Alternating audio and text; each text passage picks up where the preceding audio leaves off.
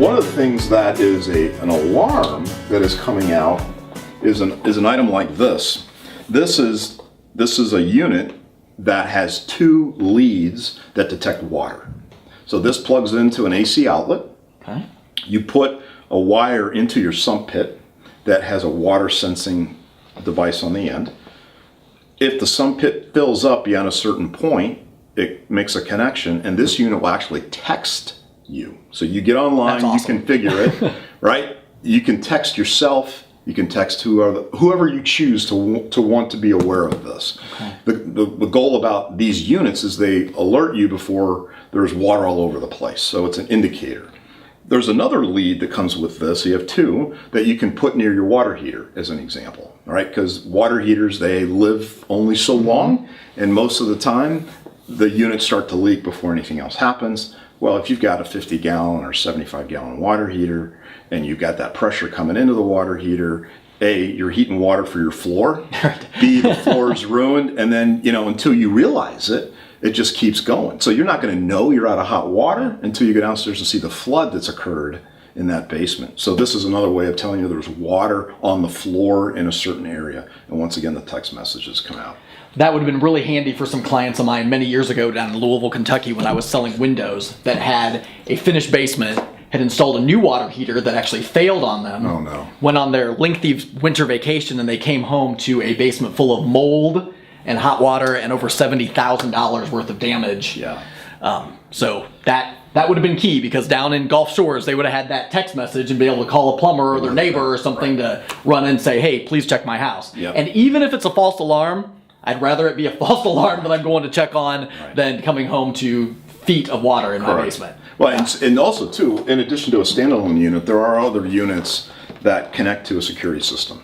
Oh, that's cool. So depending upon what kind of security system you have, there are sensors that can go down on the floor or go in the sump pit.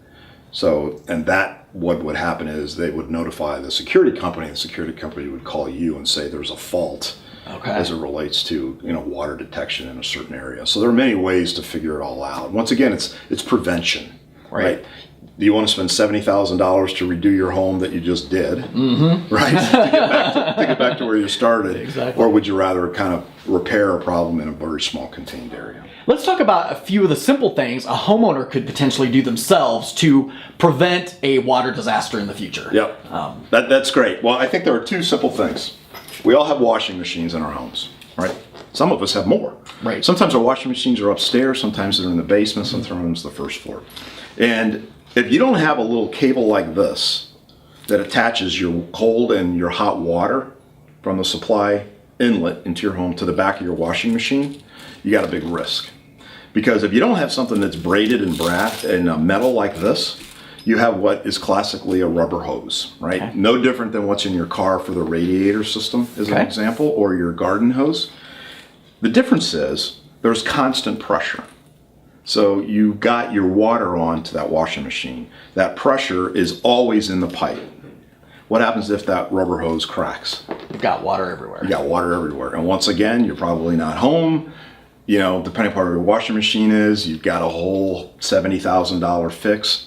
And according to the insurance companies we work with, it's one of the top 5 reasons that homes get flooded today, and it is totally preventable. You don't even think about it, because someone installs a washing machine, they hook up the hose to the back, you don't even think twice, you just want to make sure it works, the clothes are clean. But a braided hose like this, best investment you could ever do.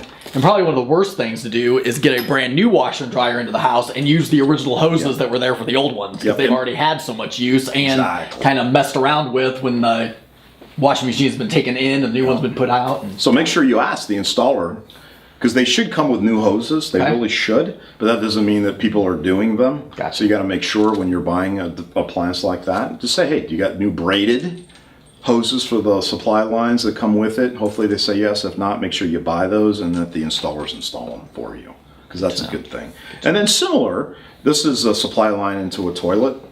All right, so this connects to the supply line, this connects to the bottom of the toilet, so I guess it would be more like this. Exactly. Right? And the same kind of scenario. You got water. Granted, the volume is not as big as like in a washing machine, but nonetheless, you have volume, and toilets will run and run and run and run and run.